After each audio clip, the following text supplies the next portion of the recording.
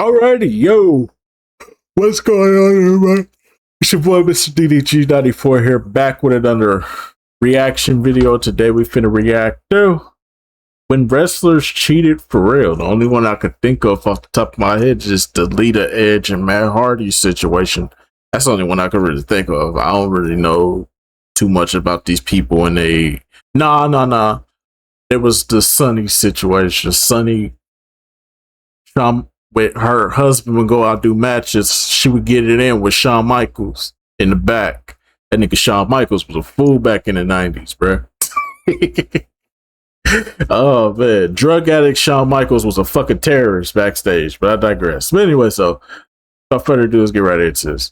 Behind the stage romances and the scripted love triangles, an entire generation of pro wrestlers were destroying their real marriages on the road. Vince would let us use his locker room to be together before we had to part ways that night. It was crazy. Today we're hearing it from both sides, the ones who were cheated on and the ones who did the cheating. I went through a lot of torture for about a good year from the time that they started their storyline together on TV. What they did, who they did it with, and what it cost them. Jeff was in a hotel room with a very irate and upset Kurt Angle. I forgot about Kurt Angle's situation today. One of them found out his wife was sleeping with a top star of the company from a voicemail he was trying to delete. I go, who's this? And she looks at me and says, Mark, I want a divorce. One of them was forced to feud in front of a paying pay-per-view crowd against the man who just stolen his real-life girlfriend. All of these strangers. I mean, to be fair though, if Brock Lesnar's still your girl, what you gonna do, my nigga? It's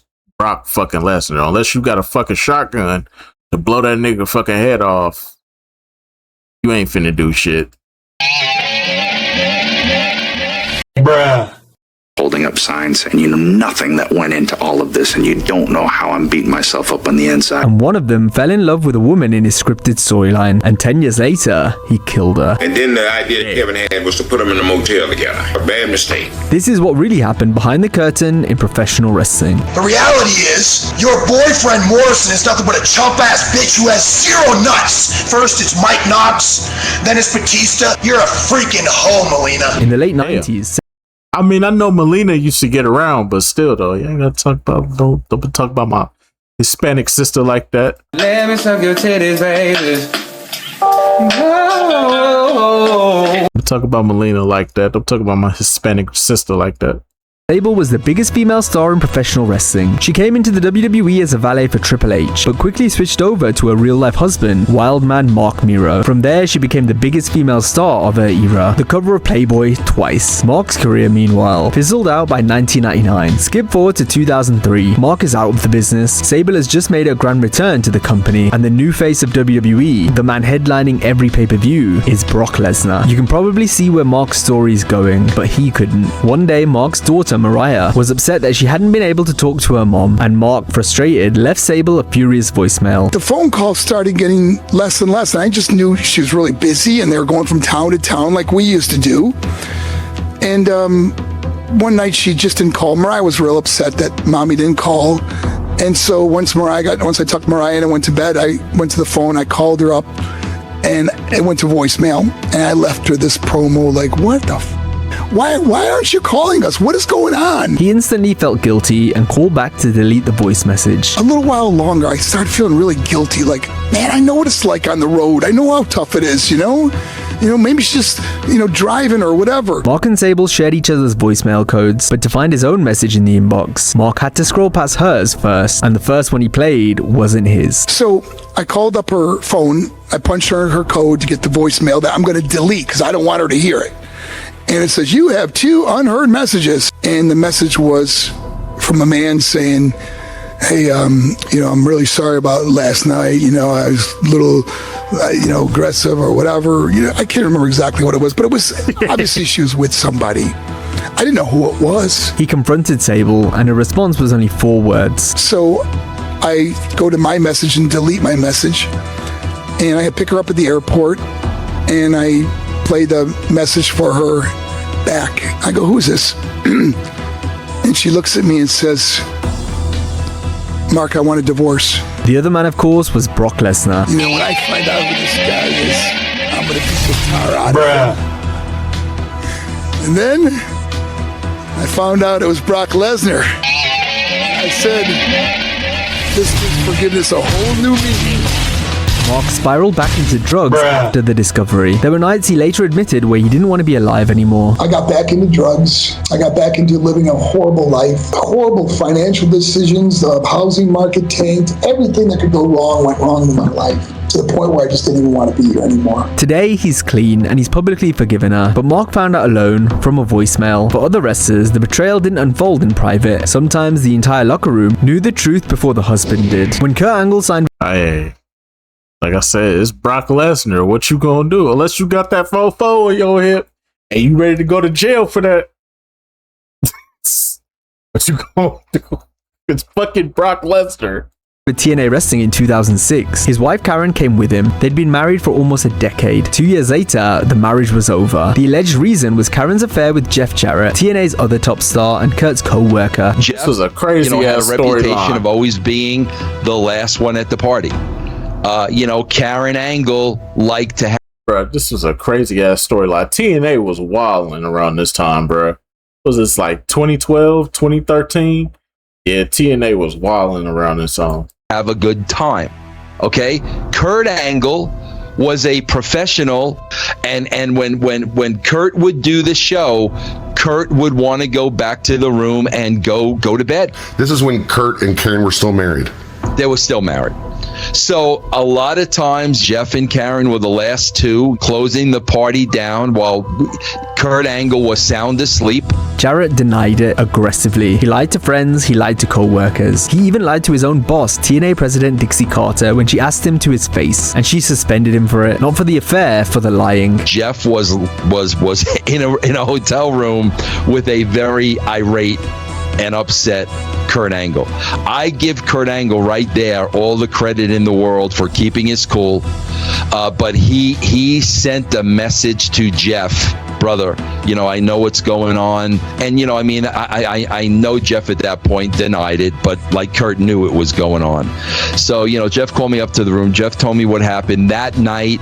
There were all kinds of meetings because Kurt wanted to quit. Kurt and Karen divorced in 2008. Karen to this day denies cheating. She insists the marriage was already over before she and Jeff got together, and she's hinted pretty pointedly that Kurt had affairs of his own, naming former WWE divas Dawn Marie and Kelly Kelly in tweets that lit up the internet wrestling community for days. Kelly Kelly denies it. Dawn Marie never addressed it. Neither has Kurt. Karen eventually married Jeff. They've been together ever since, and in the strange way wrestling works, Kurt and Jeff continue to feud on TV for years afterwards, pretending in front of millions of fans to be enemies after one had stolen the other's wife. But me stealing Kurt's wife is the furthest thing from the truth. When we hired Kurt Angle, they were legally separated. But that's how affairs worked in wrestling for decades. The whispers stayed inside the building. Then in 2007, social media arrived. By 2007, John Cena was the face of the WWE. Hustle, loyalty, respect. His image was clean, but behind the curtain, Cena's reputation was different. At the time, John was in a long-term relationship with a woman named Elizabeth Huberdeau. He'd eventually marry her. He'd eventually divorce her too. But during that relationship,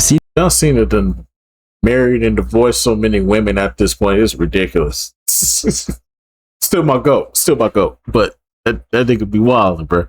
Cena got entangled with the reigning WWE Women's Champion, Mickie James, and Mickie was engaged to a wrestler named Kenny Dykstra. According to Dykstra, he caught Mickie googling Mickie James and John Cena dating, checking to see if the rumors had hit the internet yet. When he confronted her, she broke down in tears. So Dykstra went on Twitter and he started typing. He accused Cena of getting him moved to a different brand to clear the path. He accused him of jobbing him out. He also blamed him for getting fired. I don't know if there's any truth to what Mr. Dykstra says. Maybe he's just a wounded lover. Maybe she said goodbye and he couldn't take the hit. They were buying a house in West Virginia, whatever. I don't know what's going on. Mm-hmm. I'm not privy to that. Nor do I care about that. That's personal. Keep it personal, W Dad, stand by your son. W Dad. Yeah, we don't snitch on the family over here. I don't know shit. I don't know what you're talking about. Shit, that nigga seem like he need to control his bitch, man. You need to control your bitch, man. That's what it sound like. Yeah, that's what's up. W Dad.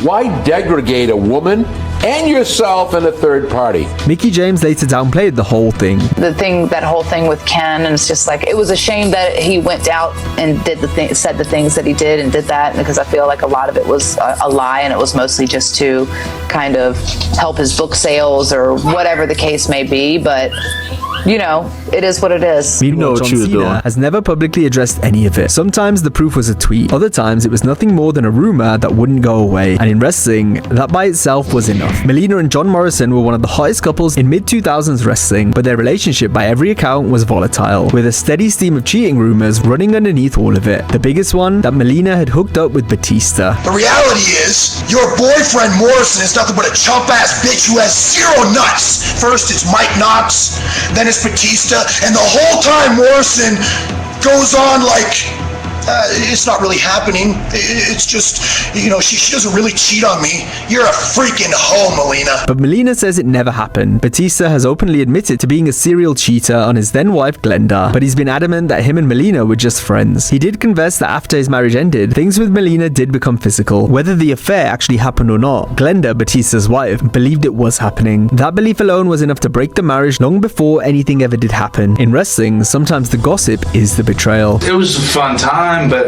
at the same time I felt like, well, I'm not going to be like some of these other guys like Nitro who just knows that his girlfriend's getting banged by, you know, Batista or whatever, and lets it, okay, you know, what can I do about it? And it's like, no. Most affairs in this industry try to stay secret, but for one woman, the affairs weren't secret at all. She lived them out loud in broom closets across the entire WWE roster. Sunny was the original WWE diva, the most downloaded. Fuck Sunny, man. That murderer in jail. Let that murderer rot in jail. Out here drinking and driving and killing innocent people and shit. Hell no. Send that murderer to jail. She got what she deserved. It's her karma. That was her karma. Karma.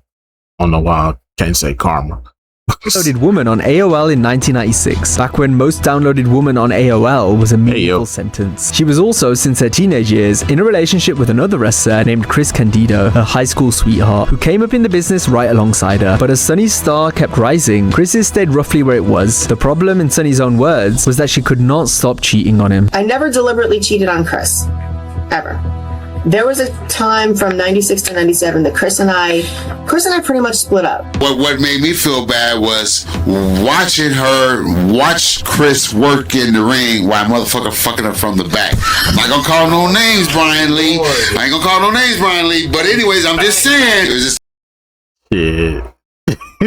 Yeah, that mean everybody was getting the turn.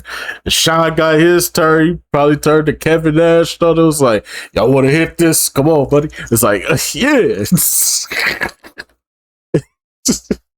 Ain't no telling, right? Don't tell it. unfortunately that in that time in that era, that motherfucker Somas had her by the coochie. I'm sorry, but it had her. The most infamous of those affairs was with Shawn Michaels, in the absolute prime of his career. According to Sunny, the affair started after Shawn got beaten up at a bar one night. He showed up at a hotel room door covered in blood. Sunny stayed by his side and got him a plastic surgeon. The active care was what made Shawn fall for her. What followed, in her own words, was an affair, conducted in all sorts of places. He's looking over my head, like just, looking over my head, and all of a sudden he goes, "You feel that?" I went, "Matter of fact, I do." Right. I think you know what I mean about, "Do you feel that?" The only people who knew that Shawn and I were actually together was the Clique and Vince. Vince McMahon knew. Vince was supportive. Shawn and I would be at catering getting like a Diet Coke, and Vince would walk up. "So, how are we doing today?" All like, because he knew. Vince was like, I'm gonna get dibs on that too. Shit. Knowing Vince says, he probably was like, I'm gonna get dibs on that too. But right now, I'm gonna just let Shawn and play in that. Yeah, I'll get it later. Yeah. Be my guess. He was actually, he was never one for intercompany relationships back then. But hell, when his top guy and his top girl, were getting together, he had no problem with it, no issue. Vince would let us use his locker room to be together before we had to part ways that night. It was crazy. There was a lot of crazy stuff going around in the locker room. Yeah, that's what's up. I was in love with Shawn. Yeah. We were together for about 9 months. It was incredible. And I'm on the phone with Shawn because we had a couple of days off. He goes, "I want you to move in with me." And I said to myself, if I do this, Chris will kill himself. Because that will basically be the final break with Chris. So don't hate me, but I can't come to Texas. He was like, why? Why not? I said, I think I want to work things out at home with Chris. Oh my God. All hell fucking broke loose because Chris and him hated each other. And the fact that I chose Chris and tried to work things out with him over Sean, his ego, it took a bullet to his ego. Chris Candido, who traveled with Sonny constantly, insisted publicly that nothing happened. I would, like to just believe that nothing happened. If something like, so of course we questioned it. It could have caused arguments between us and stuff like that. But there's nothing she could have done about it. There's stuff is going to be said because she was the only girl. Plus, brother, your girl was getting piped down while you was in the ring doing work. You went in that ring for however long you was in that ring.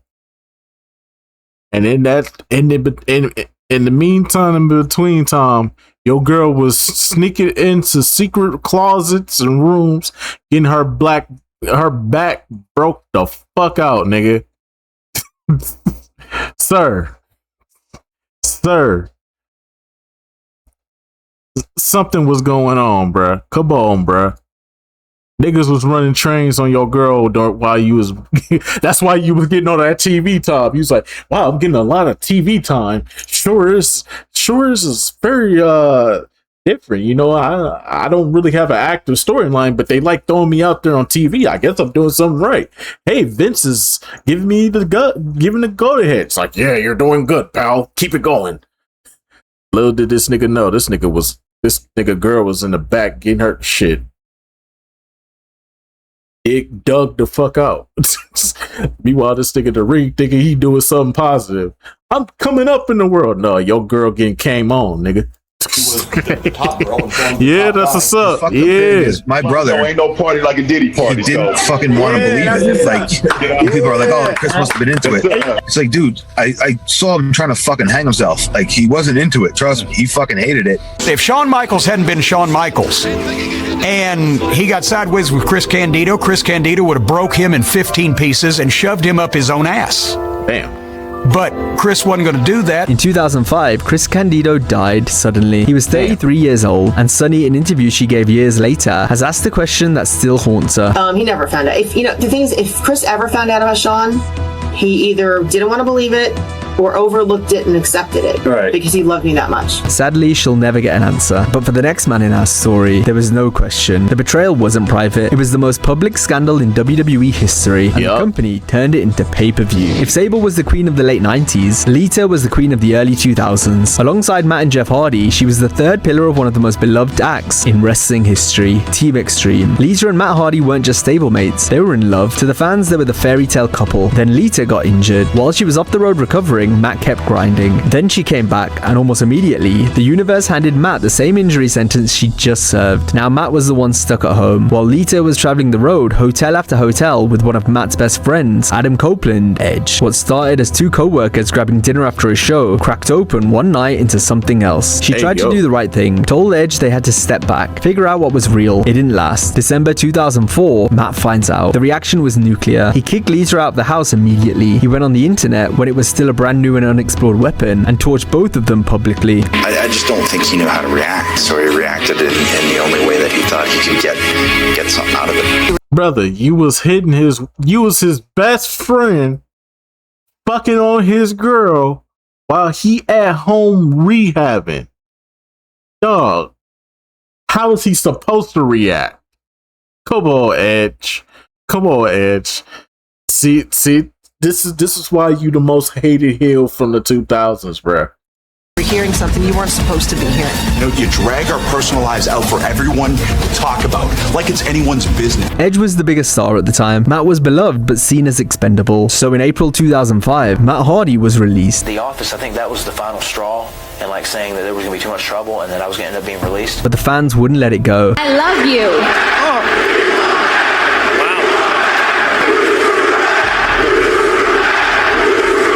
Let her Every have Edge it. match was drowned in chants of "We want Matt" and "You screwed Matt." All of these strangers holding up signs, and you know nothing that went into all of this, and you don't know how I'm beating myself up on the inside. And if the only positive that can come from that is that I am the most despised guy in this industry, I'm going to use it, and I'm going to get to the top. So WWE rehired Matt and monetized the affair. Why would you do it? There's obviously something missing there for me to go fall in love with somebody else, man. The on-screen feud between Edge, Lita, and Matt drew massive heat throughout 2005 because the fans knew it was real. It's an opportunity for both of us to really step up to the plate, show what we could do on our own. It was a lousy way to get there, but it was kind of... I will say this, though. They definitely should have did something with Matt Hardy around this time, though, because he was white hot.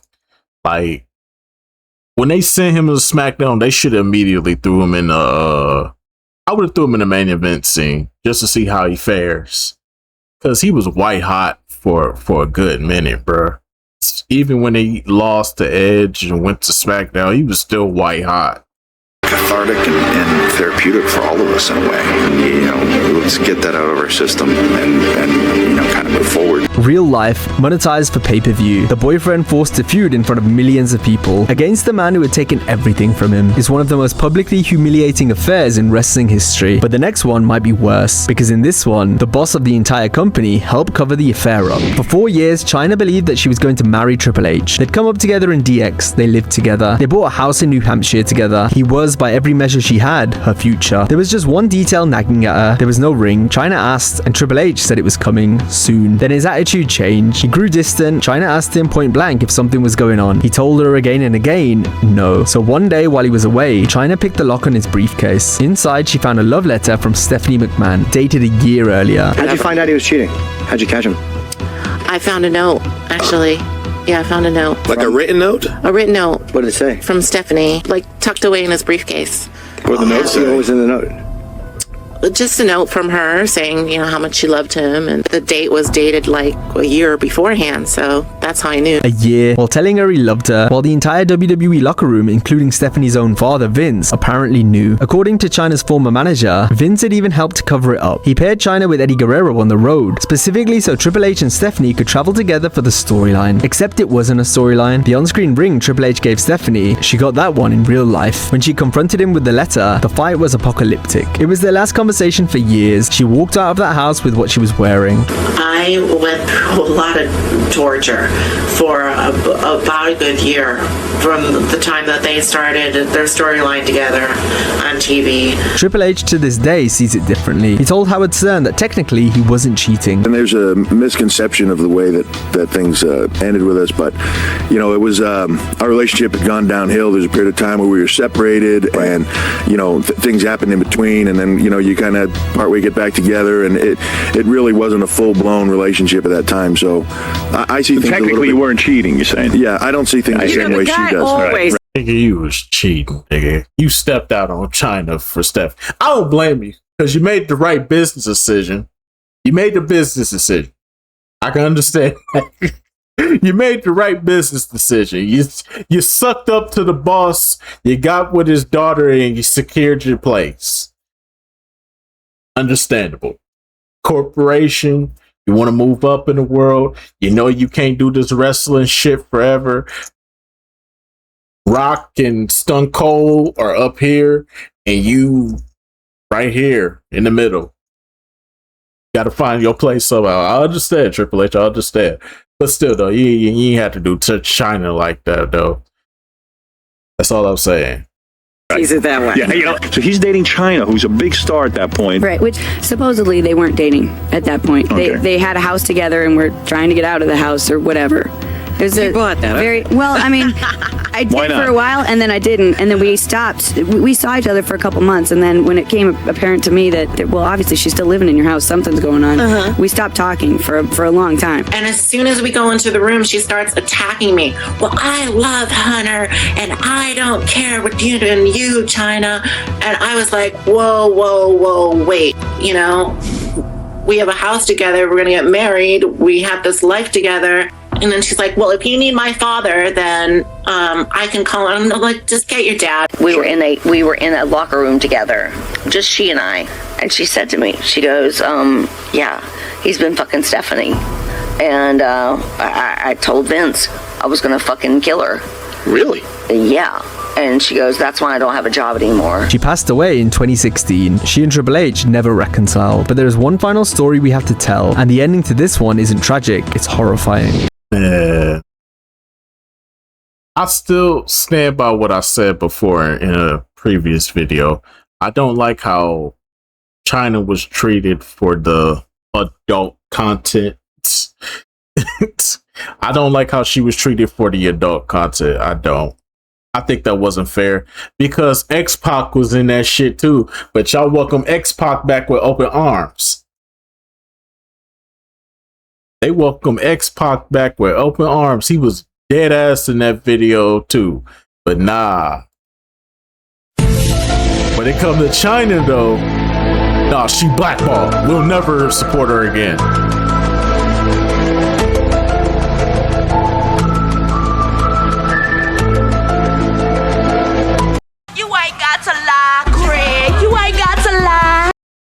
We know what's up. We know what's up. We know what's up. The McMahons. Stephanie pulled her weight and got China blackballed. In the mid-90s, WCW bookers had an idea. Take Kevin Sullivan, a veteran wrestler and one of the company's lead bookers, take his real wife Nancy, a manager known to fans as a woman, and put her on screen in a torrid affair with the rising star Chris Benoit. But Kevin Sullivan, the man writing the storyline, made one critical decision. He decided that Nancy and Chris had to travel together constantly, stay in the same hotels, sell the affair to the audience as completely and convincingly as humanly possible. You can guess where this is going. And then the idea that Kevin had was to put them in a motel together. Bro, bad mistake. But they put them in a hotel together to try to get the angle, and I think that's where it started. So sometime when you're on the gimmicks and, everybody's on good. Nancy, God rest her soul, she took the gimmicks too. I took them, everybody took gimmicks. Chris Benoit, by Sullivan's own account, was reluctant. His wife at the time was pregnant. He didn't want to upset her. Sullivan told him it would be fine. We weren't living together for 8 months, and I knew she was going to end up with somebody because I wasn't going to be staying there. I didn't know it was going to be Chris. So basically, you gave her away to a murderer. So it's your fault.